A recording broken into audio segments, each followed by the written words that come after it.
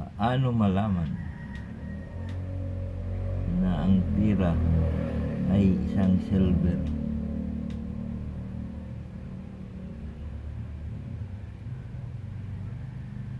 Sabi nila, ang silver ay hindi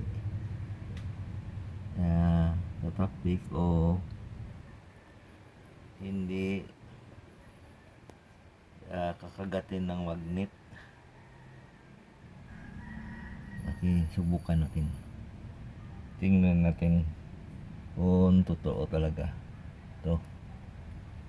Okay. Hindi ito. Silver ito. Ito. O talagang silver. Tunay na silver ito.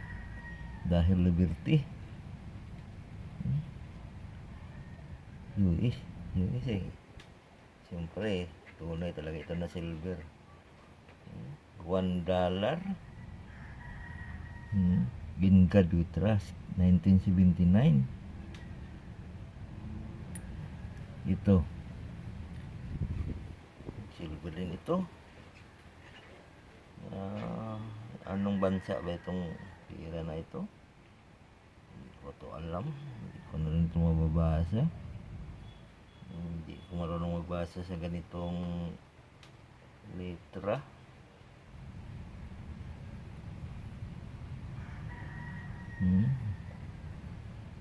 Anong klaseng pira ito?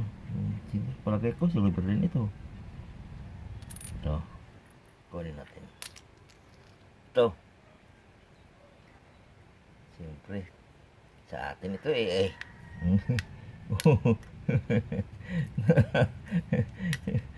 Dinala siyang magnet.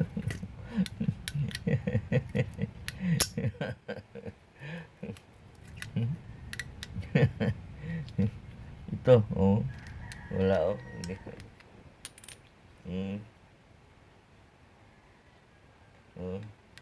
Hindi. Yun, ito. Pira natin ito eh. Ano ito? Puro kinagat ng magnet. Ano? Pero mayroon din tayong pira na hindi kakagatin ng magnet. Katulad nito. No? Dito. Ano ba yan? Kombinasyon pa yan. Kombinasyon pa rin yan, no? Gold at saka silver.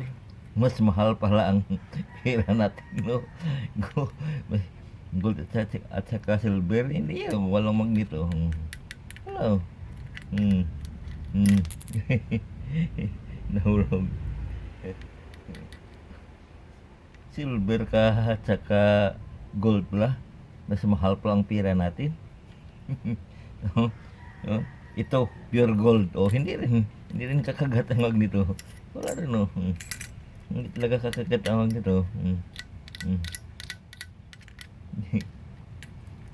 Mas mahal pa. Mas mahal pa rin ang ating pera. Gold. Pure gold dito. Hindi rin kakagat ang magnet. Mas mahal talaga ang pira sang natin, di ba? Okay.